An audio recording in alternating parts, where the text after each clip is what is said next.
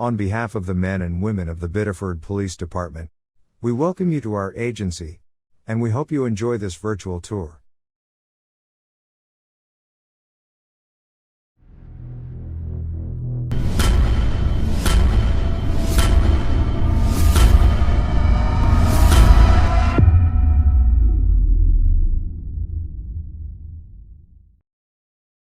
The Biddeford Police Department building began its existence as the Central Theatre, which opened back on September 18, 1916. The Central Theatre remained open until the early 70s, and was established as the Du Tremble, Munville, Goulet Police Facility in 1979. The police facility was named after the following three fallen officers from this agency who died in the line of duty.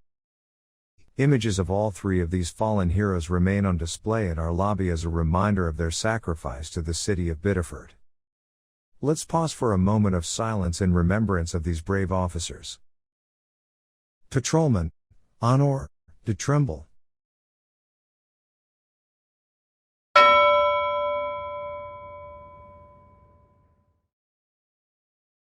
Patrolman Jean C. Munville.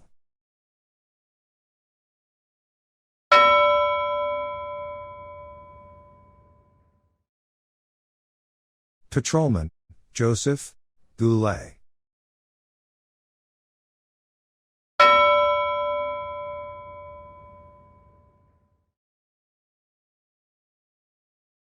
Present day, the Biddeford Police Department has 81 total employees, which is comprised of 56 sworn personnel and 25 non-sworn personnel. The Commander-in-Chief is Roger P. Beaupre, who celebrated his 50th year in law enforcement on Friday, November 19, 2021. Chief Beaupre is a veteran of the United States Air Force, and joined this agency on November 19, 1971, being one of the first few Biddeford police officers to graduate from the Maine Criminal Justice Academy about a year later. Chief Beaupre became Chief of Police in 1981.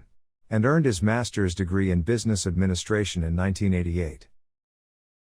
On behalf of all agency personnel, we thank you, Chief Roger P. Beaupre, for all that you have done, and continue to do, for this fine city, and the men and women of this agency. The two-story Biddeford Police Department is rectangular in shape, measuring about 160 feet long, by about 55 feet wide, and is located at 39 Alfred Street in Biddeford, Maine. A large employee/municipal parking lot abuts the south side of the building. The main entrance into the public lobby area is located at the front of the building on Alfred Street, and there is a secondary public entrance off of the parking lot side of the building. All other exterior access points into the building are secured. The lobby is open 24 hours a day, 7 days a week, 365 days per year. A receptionist within the records department is available during normal business hours to assist the public as needed, and a telephone is available in the lobby that connects directly to our communications center outside of normal business hours. The lobby contains a seating area, an ATM machine, a public restroom, a med return lockbox, a sharps disposal box, and is monitored by CCTV 24 hours a day, along with many other interior and exterior locations. Our complaint and commendation procedures are also posted on the bulletin board directly across from the main entrance. Two doors located on each end of the main lobby area lead into the secured portion of the police station. Each door is restricted to police personnel only, and requires a security key card to open, which gets electronically logged anytime a key card is used to enter a limited access area. Beyond both of these secure doors are long hallways, or corridors, that run parallel to one another, traveling about 3/4 the length of the building. Several offices are located off of these hallways, to include, but not limited to, our communications center, the booking area, the chief's office, etc. Both corridors continue to the large garage bay located at the rear of the police station. Let's start with Corridor 2. Upon entering Corridor 2 from the lobby, the first door on the left is the Records Department, where the court officers and receptionist is located. Just like the secure lobby doors, keycard access is needed to enter this area when the room is vacant, which is limited access and determined by the chief. Just outside of the Records Department is a lockbox for violation summons and complaints, in other words our traffic tickets, and a second lockbox for parking tickets. At the end of each shift, patrol officers and parking enforcement personnel place their issued tickets into these lockboxes, for which only the records personnel have access to, in order for them to enter the tickets into our records management system. A monthly reconciliation is done to account for all violation summons and complaints issued. Inside the Records Department are several large blue filing cabinets that store original case file documents, after they have been scanned into the case file within our records management system. Our receptionist, Debbie Lavasser, handles all of our juvenile records and will now talk a little bit about the juvenile records process. When I receive a report, I scan everything into the system, and then I process the reports. And then once that's all done, I file them into this secure cabinet. And I'm the only one who has access in this room to that cabinet. The only other ones are certain admin that have when I'm not here. Other than that, I'm the only one who has access to this cabinet. Could you tell us about how you dispose of juvenile records? When the juveniles turn 18, I purge them after I make sure the cases are totally closed and I make sure that everything is in our system. Then I'll purge them and I'll shred them. And that's how we dispose of them. But we still have the originals all in the computer system. Thank you, Debbie. Upon exiting the Records Department, we continue down Corridor 2 to the very next office, which is occupied by the Patrol Commander, Lieutenant Norman Allaire. Hello, my name is Norman Allaire. I'm a lieutenant here at the Biddeford Police Department. I'm the Patrol Commander. With that, I oversee the Patrol Division, largest division within the agency. It involves 3 shifts. First, day shift, second, evening, and third, the overnight shift. Each shift has 2 sergeants, and then anywhere from 7 to 9 patrol officers assigned to each of those individual shifts. Being patrol commander, I work with the sergeants and help them to accomplish their mission, which is to provide the best police services within the community. They are the uniform division, the one that's most visible. Liaison between the chief of police, to make sure that what he's looking for, his objectives are met through the patrol division, and maintain that flow of information. Along with that, I oversee the parking enforcement and the animal control. Again, 2 other aspects of the police agency that you see within the community. And then, in addition to that, I serve as a liaison with our investigative units and our community engagement unit. So detectives, there are about a half a dozen detectives upstairs, and then there's the community-oriented policing engagement unit.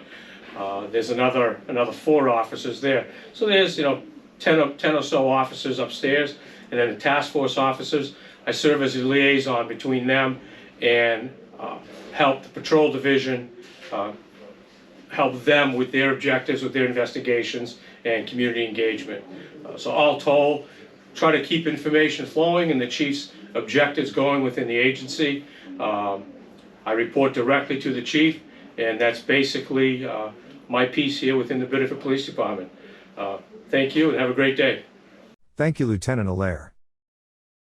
Continuing down Corridor 2 is an area accessible to all agency personnel.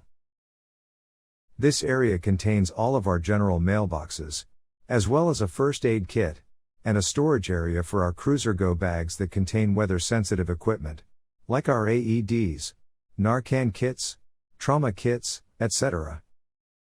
Our body-worn cameras are also stored in this area, along with the handheld parking enforcement computers, spare flashlights, spare portable radios, and spare battery jump packs for the cruisers.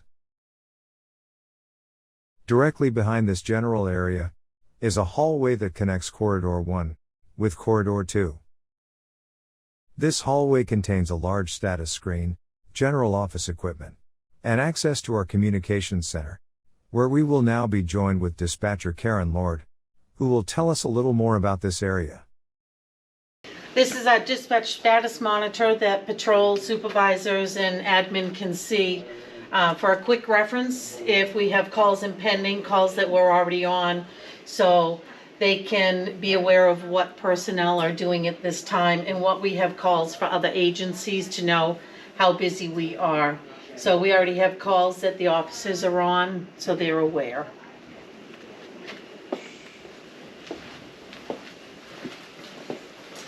And this is the entrance to dispatch. It's authorized personnel only. It is a secured building. We have prior authorization to allow you in. If you would like to join us.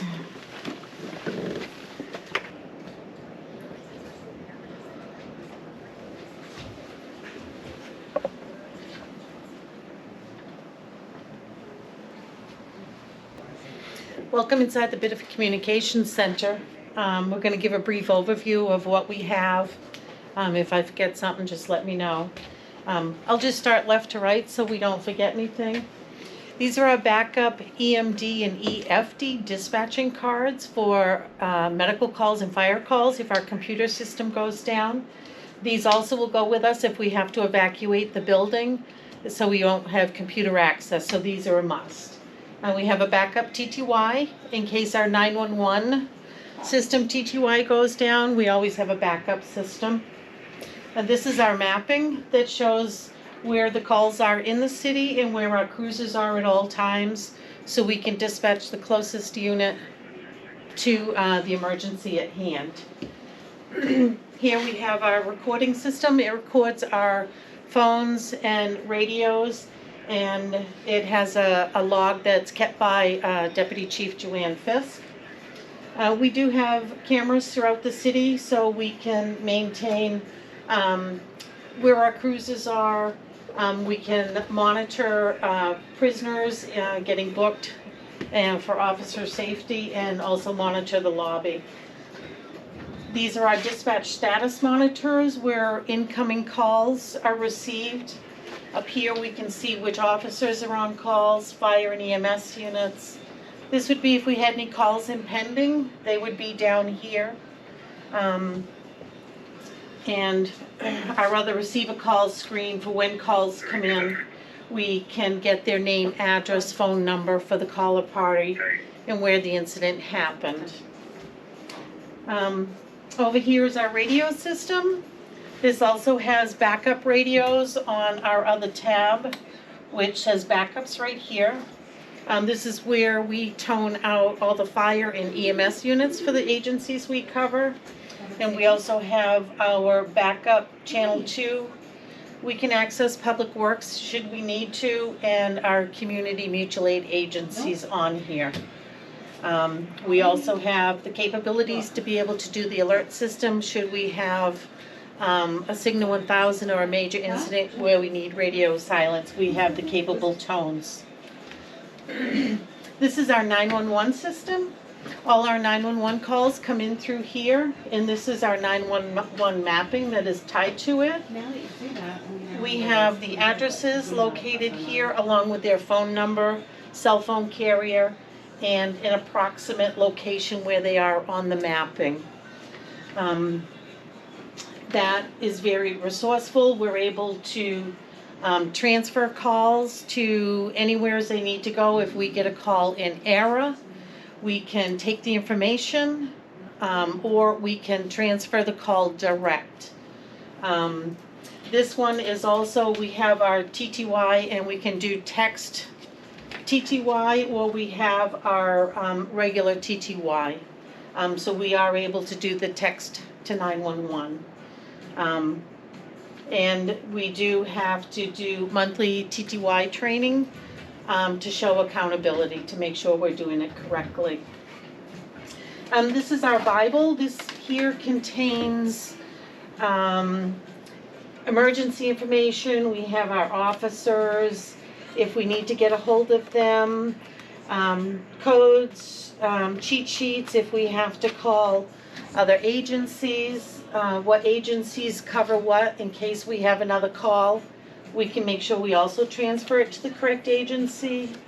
Hospital information, Public Works, and other agencies in the city we have access to. We also have the contact numbers for the agencies we dispatch for in case we need to reach someone for them. We have access to that.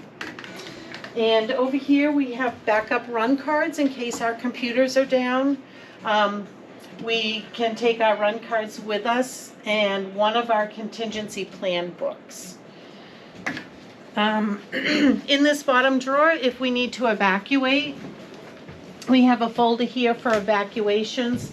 This has a copy of our phone cheat sheets that are in here, 911 phone calls, other phone numbers, backup CAD sheets, whatever we need, pens and paper and stuff. So this would also go with us. In the room back here, we have to have copies of our contingency plan books. These are our contingency plan books for our major industries. If they have an emergency, we have a copy of their emergency action plan.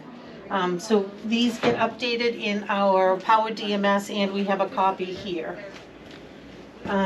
We have a couple dams. We have their emergency action plans in case of dam failure. And we have our backup Maine Metro and NCIC policy in a binder. Thank you, Karen, for that detailed overview of our communications center. Continuing down Corridor 2, we will now meet with the on-duty patrol supervisor, Sergeant Brian Mills, inside the patrol supervisor's office. Sergeant Mills, swing shift supervisor, 2/3 shifts, 2 day shifts. We have extra Narcan that is used in our Trauma 24 cases. We have extra Narcan here that is available to be replenished. We also have extra PPE equipment for the Trauma 24 bags,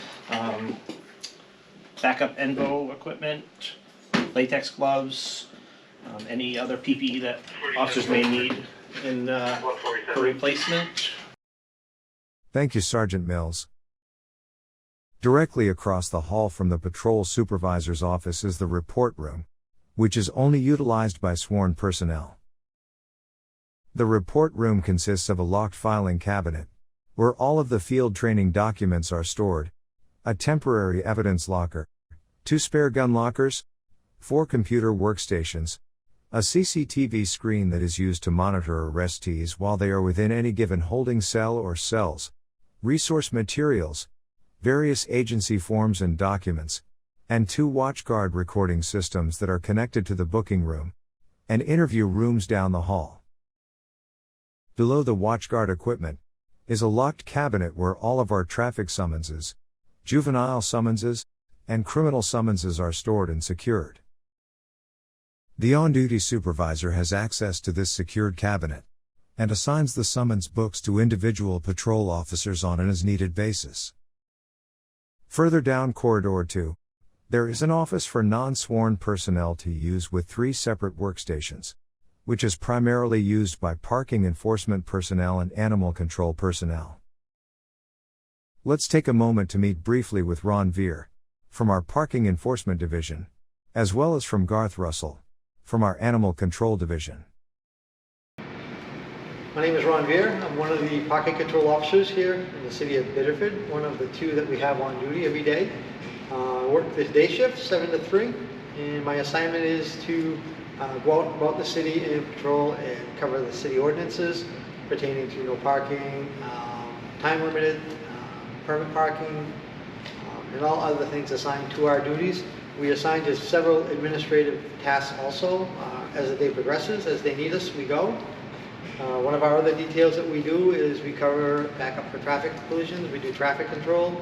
Our vehicle is equipped with cones and barricades and items set up so we can do the safety for the scene protection.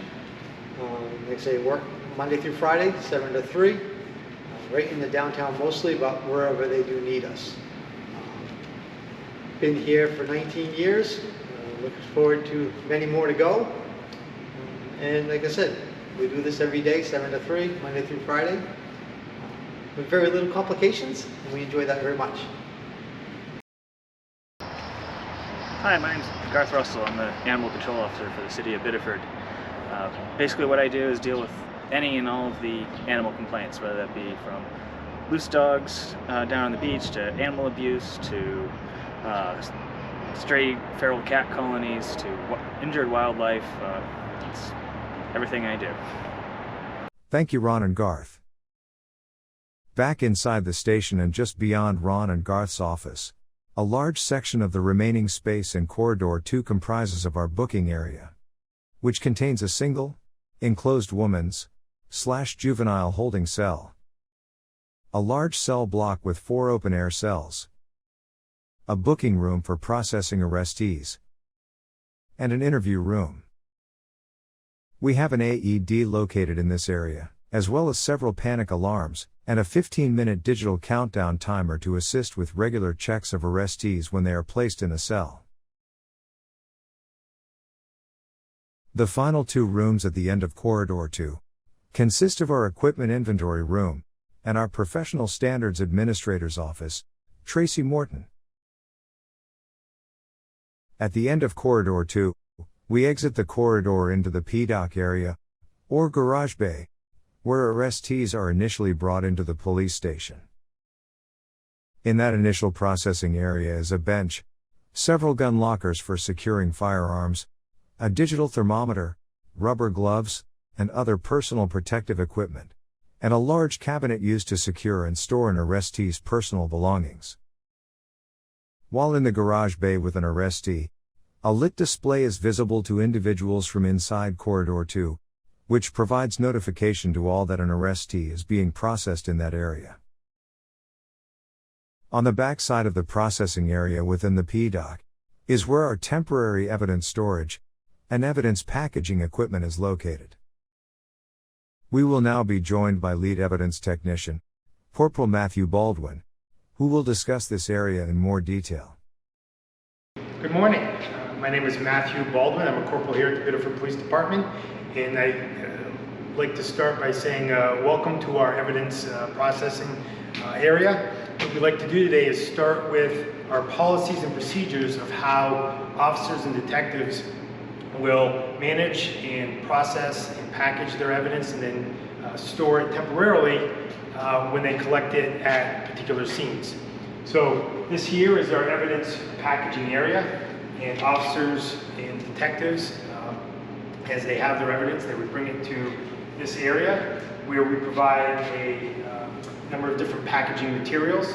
If those officers have questions on what those procedures may be, we have a binder here that's available for them to look through. It's a quick reference guide on how to properly package their particular types of evidence, whether it's wet biological material or drugs or cash. So most of the equipment that they would need to do that is here in these areas. These cabinets contain sharps containers and paper packaging and envelopes and security tape. We also use heat seal equipment for drugs and items that may have odors or powders or dust that we want to keep contained. Once those items are properly packaged, then we have a variety of short-term storage areas that they can use for biological materials or materials that we need to keep frozen or refrigerated. We've got some temporary refrigerators here. For flammable items, we have a temporary flammable storage locker here. On this side, we have a safe that we can use for high-value items or high-risk items such as drugs or cash. And then on this wall is our temporary storage lockers. These items here, or these lockers here, have storage keys that they can open up.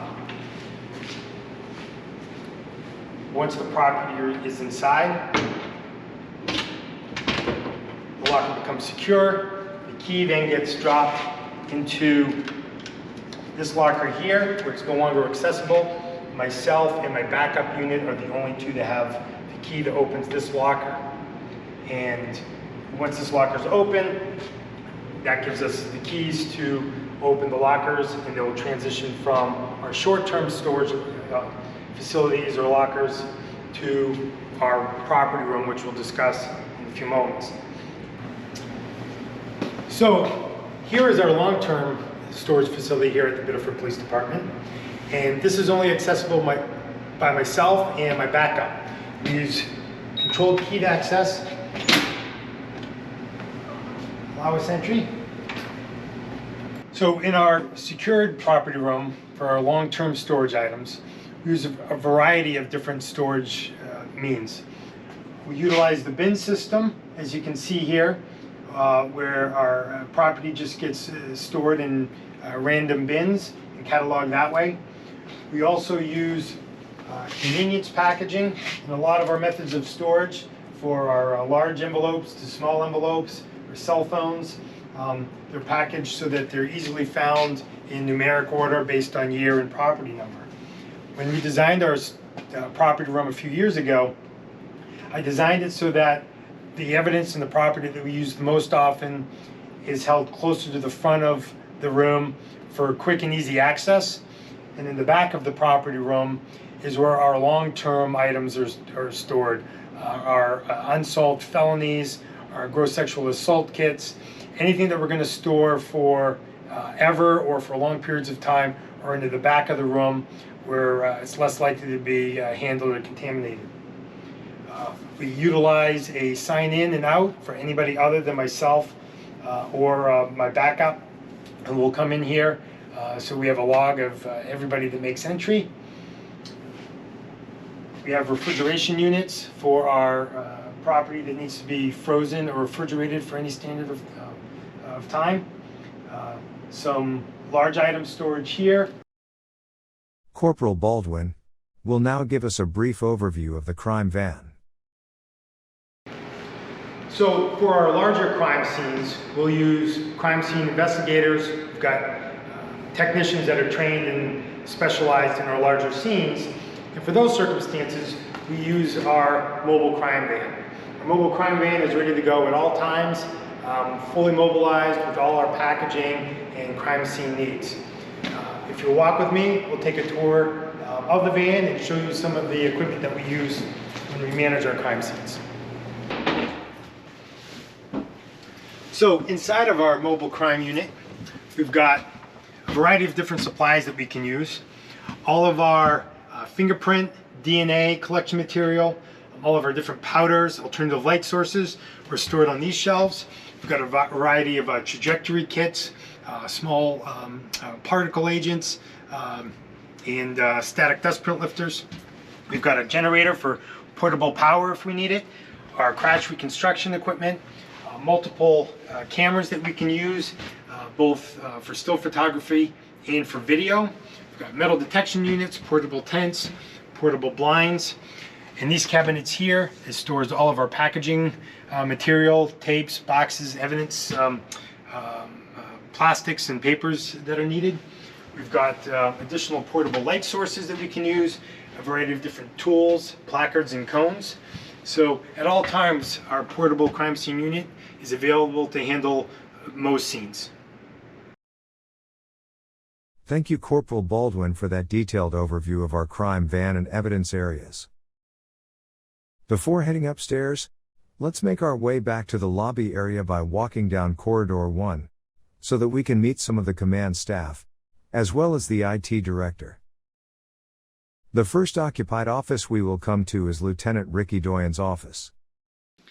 Hi, I'm Rick Doyen, Support Services Commander.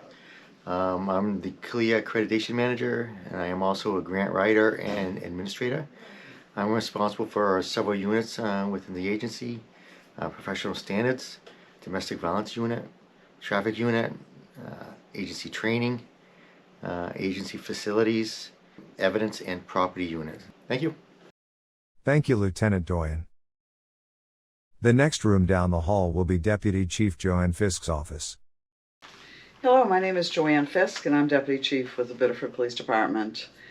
Welcome to our organization. I hope you enjoy our tour, and thank you and stay safe to all my brothers and sisters out there.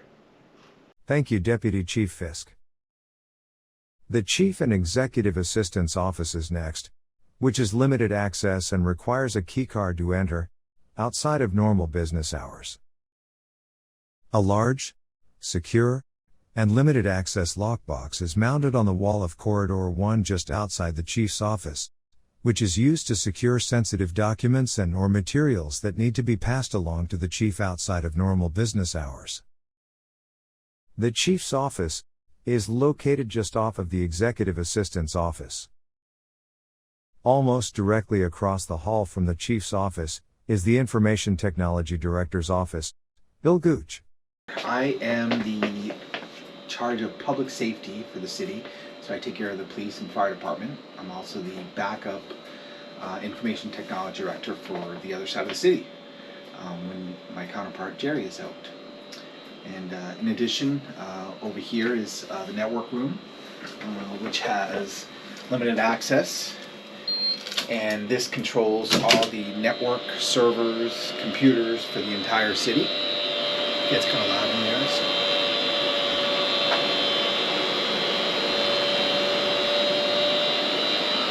And cold because of the air conditioning. Thank you, Bill. The remaining rooms down Corridor 1 are comprised of 2 restrooms, along with one of our facility manager's maintenance rooms, Phil Willett. Let's make our way to the second floor via the side lot entrance, which is directly off of the main lobby area. As with both interior lobby doors, access to the second floor is limited to police personnel, and requires a keycard to open the door. Upon reaching the second floor landing, there is another long corridor that runs directly above Corridor 1 on the first floor, which is referred to as Corridor 3. Almost directly across from entering Corridor 3 from the stairwell is our training classroom, which can hold up to 48 people and is available for both internal trainings, as well as hosted trainings from outside agencies and/or vendors.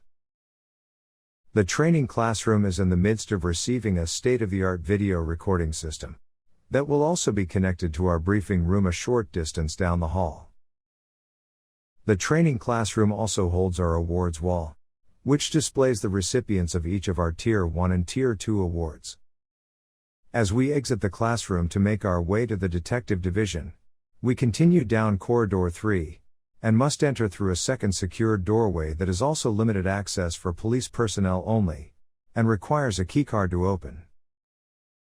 Upon entering this secured area, is a large office area on the left that is also limited access by a keycard, and is shared by our Detective Division or CID, and our Community-Oriented Police Engagement or COPE unit, which is supervised by Sergeant Stephen Gordon.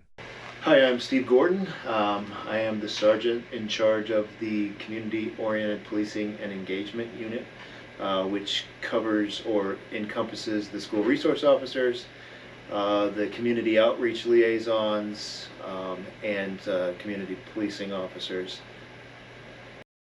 Thank you, Sergeant Gordon.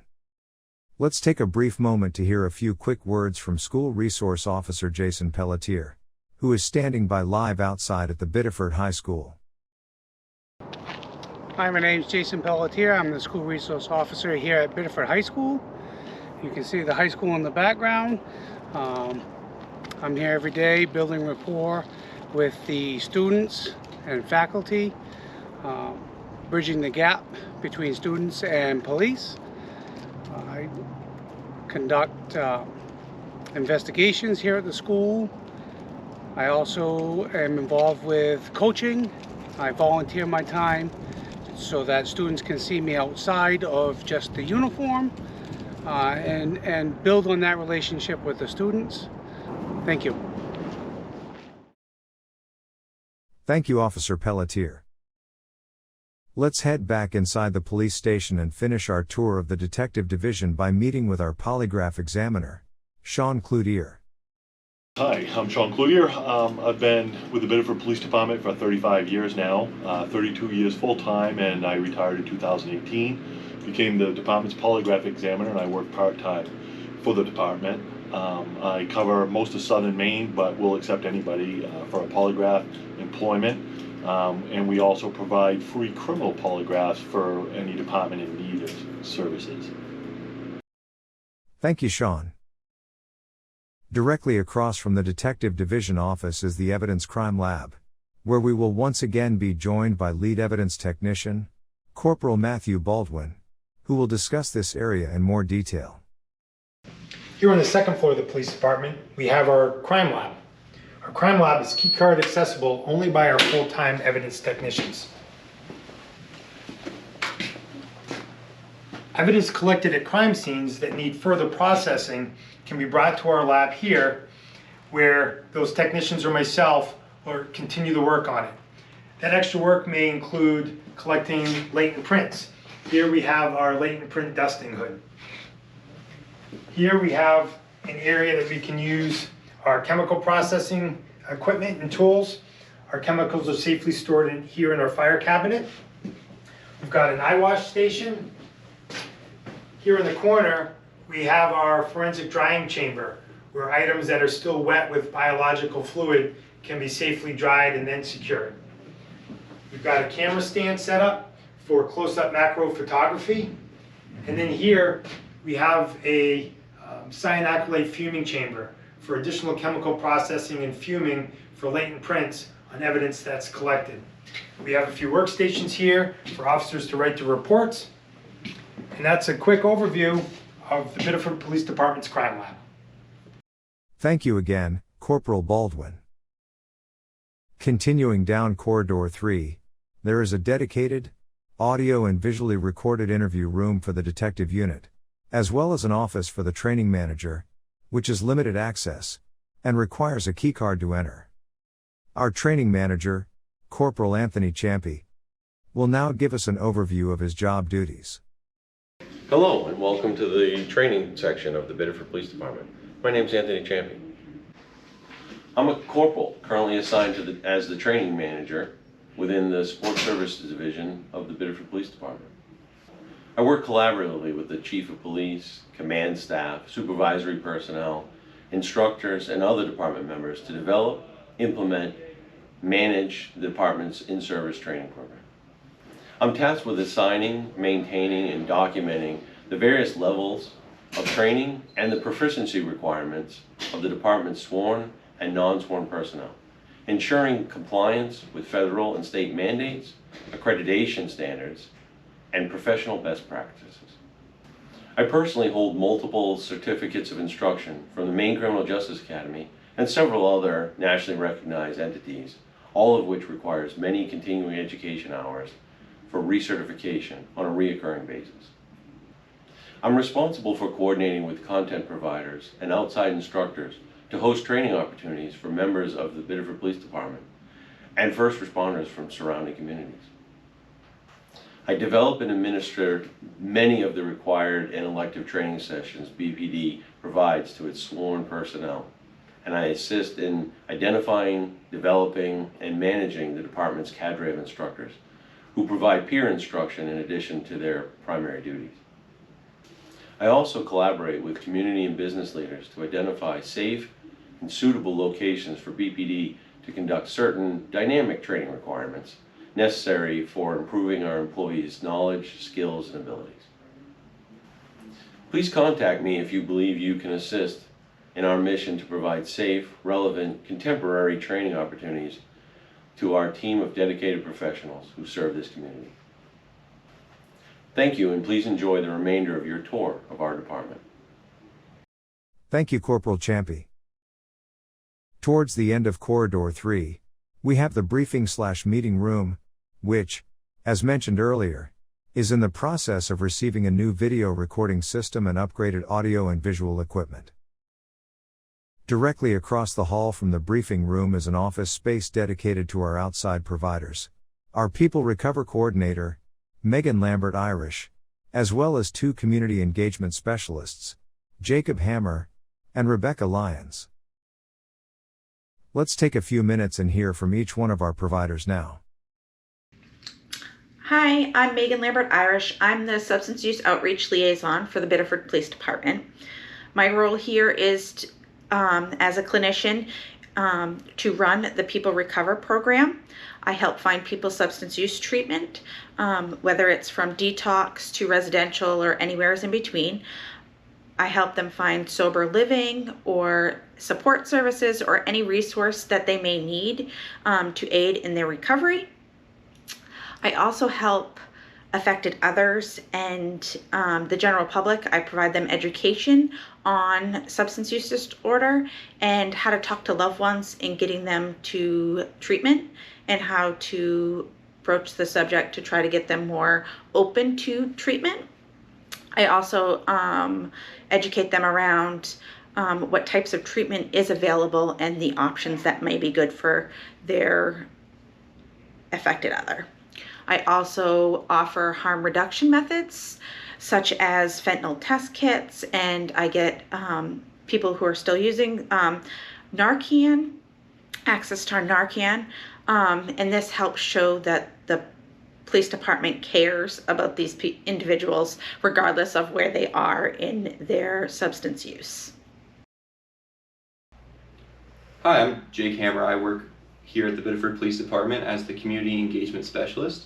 My role is to connect with individuals who have had contact with police to try to address different stressors or issues going on in their lives that can be from rental assistance to mental health supports, physical health supports, even transportation needs. My job is just to try to reduce the amount of police contacts individuals have and to help people increase their quality of life. I do that through one-on-one engagement, but also at the city level, working with the city to try to address some of our overarching needs. Hello, my name is Rebecca Lyons. I work with the Biddeford Police Department as a community engagement specialist. A big part of my role is working with law enforcement, going out on calls, so a majority of my time is out in the cruiser with officers, co-responding to the needs of our community, whether that is connecting them to resources, doing referrals, or just in the moment support, trying to help individuals within our community access the resources that they need. Thank you, Megan, Jacob, and Rebecca, for all that you do for our community. At the end of Corridor 3 is our day room/lunch room, which is complete with vending machines, soda, and beverage options, and is equipped with a full kitchen.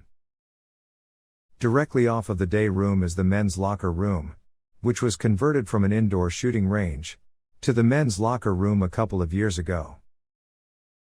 The men's previous locker room was renovated and converted into the females' locker room, which is located just outside of the day room. Both the men's and women's locker rooms are limited access and require a keycard to enter. As we finish up this virtual tour, let's get some fresh air and take a walk outside to look at one of our police cruisers in the side parking lot.